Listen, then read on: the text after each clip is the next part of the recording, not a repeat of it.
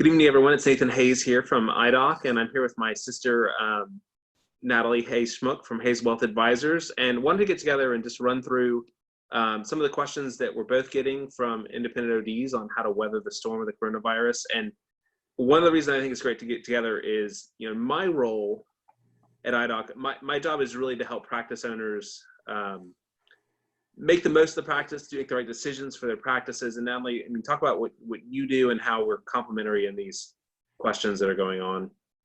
Sure, and thank you, Nathan, for inviting me onto this call. Hayes Wealth Advisors provides financial planning and investment management services for optometrists. So typically speaking, OD's practice is the largest piece of their wealth, or one of the largest pieces of their wealth, and how it performs and what it means to them financially, it is a big part of their personal picture.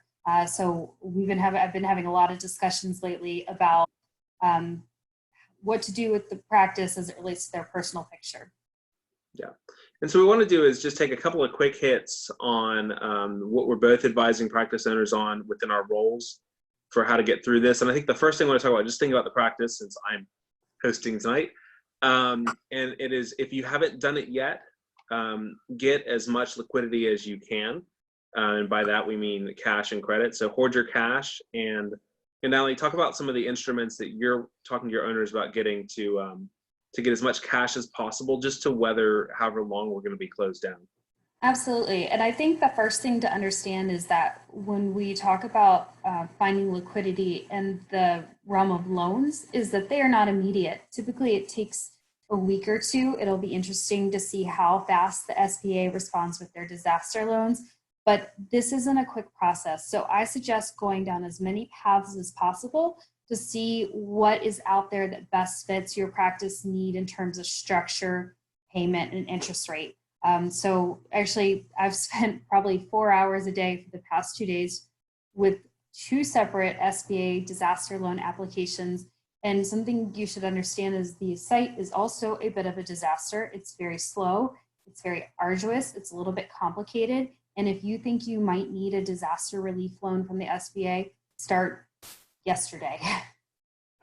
Yeah, and also talk beyond the SBA, talk to your banker about conventional loan options. Most of the banks that we're talking to are very happy to open up a $50,000 line of credit unsecured, $50,000 in operating working capital, so cash in the bank on maybe a 7-year term with very low rates right now, certainly under 10 for the line of credit, probably under 4 for a working capital loan, and just get the cash now. And for most of these instruments, like the working capital, I heard today a bank was offering it with 12 months no interest, so basically free money for a year to get you through.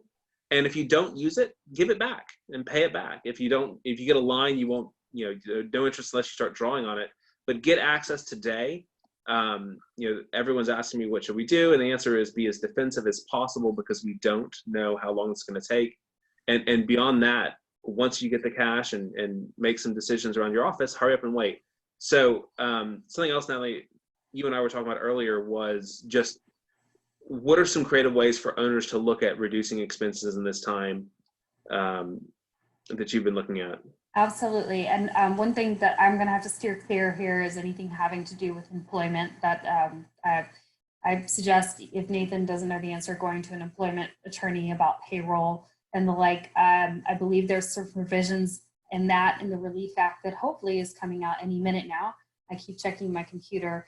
But the biggest thing is to reduce every expense possible, and to realize that every other small business in the country, or most other small businesses in the country, are in the same boat you are. So your landlord is expecting a call. I say shoot for the moon, land on the star, shoot for the stars, land on the moon, but ask them if they'll waive rent for a month. And if they won't, can they waive some amount of rent? Ask your credit card company, if you have a balance outstanding, if they can defer it.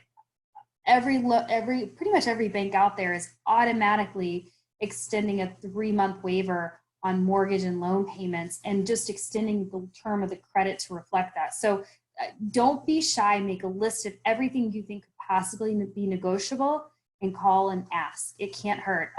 Also, I don't know about across the country, but here in Atlanta, Georgia, utility companies aren't shutting off water. They're not shutting off power for non-payment. So be aware that you might have a little bit of wiggle room and flexibility to just not pay until you see what happens.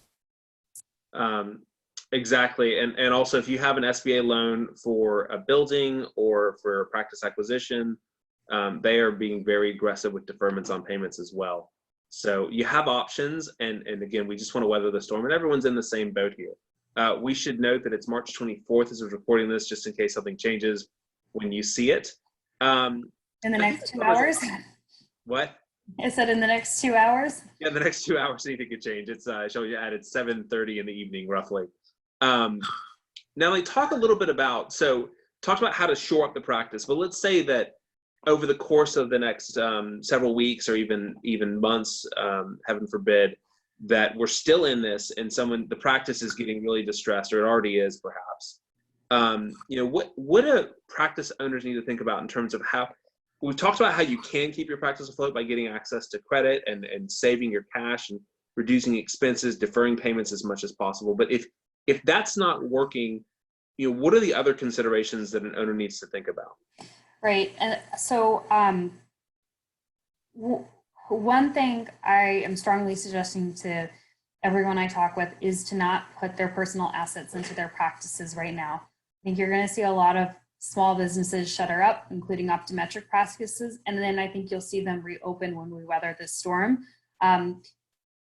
If your practice is closing because you don't have enough cash flow to support ongoing operations, then you're probably not paying yourself. And if you're not paying yourself, then you probably need a pool of assets to cover your own personal expenses.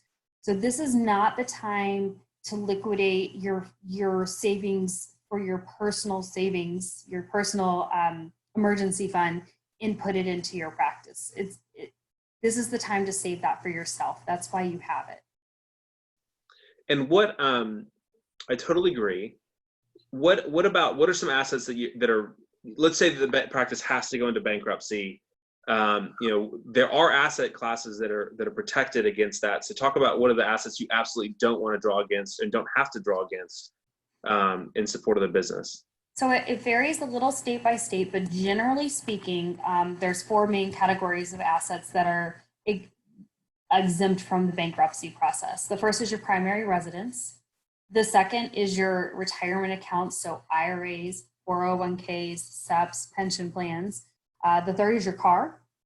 And the fourth is your personal assets, such as your furniture and your food processor, those kinds of things. Now, if you have a Picasso hanging on the walls, that probably is subject to creditors, but your personal belongings typically are not. So when you are looking at where to get financing for your practice from, frankly, the SBA will probably require you to take out a lien on your house, and that's probably unavoidable with a lot of lenders. It is what it is in that case, but don't go drawing on your home equity line to pay for your practice. That risk increases your risk that you won't be able to pay on your mortgage, and then you do lose your house. I really am not in favor of liquidating IRAs or 401ks to support a practice because they are a protected asset and they should be your retirement savings and last resort. And then I don't think anyone's considering refinancing their car, but it's a possibility, or selling their furniture. But really, you still need to live whether your practice makes it or not. So those assets that are inherently protected from bankruptcy, they should be your very, very last resort, and for you personally, not for your practice. Absolutely. So just recognize that bankruptcy exists for a reason if we get there. And the reason is to protect your personal assets from your business, to put a shield between your practice and what's outside of it, so that you aren't personally liable for the debts incurred by the business. Again, a lot of owners I'm talking to are and justifiably so, and with wisdom in ordinary times, really not excited about taking on a bunch of debt, taking on more credit. These are extraordinary times. And so I would encourage you to get access to that stuff today, because in 3 weeks or 4 weeks or 6 weeks when you need it, if you haven't yet, it may not be available. So get it now. If you don't need it, great. If you do, well, you have it. And that's why you get it today. Just, this is an extraordinary circumstance where extraordinarily defensive measures need to be taken, which means putting some risk on the practice with debt, sure, but that's dischargeable in bankruptcy. And at the same time, absolutely protecting your personal assets. Final question I got today that we want to tackle, and just broader. So moving from protecting the practice, looking into your personal assets, and you kind of got at this with we're talking about 401ks, but for those investors who are looking at their retirement accounts and saying we're down 25, 30, 40%, should I just get out of the market because look at what's happened?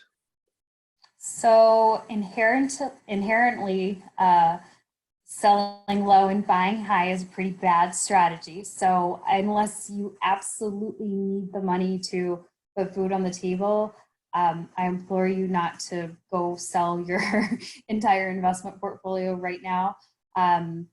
If you were freaked out on Friday and sold it, you missed out on the best gains, single day gains in the Dow Jones Industrial Average since 1933, and the best single day gains in the S&P 500 since 2008. So it is a rocky ride out there. It's going up. I think it'll probably go down again.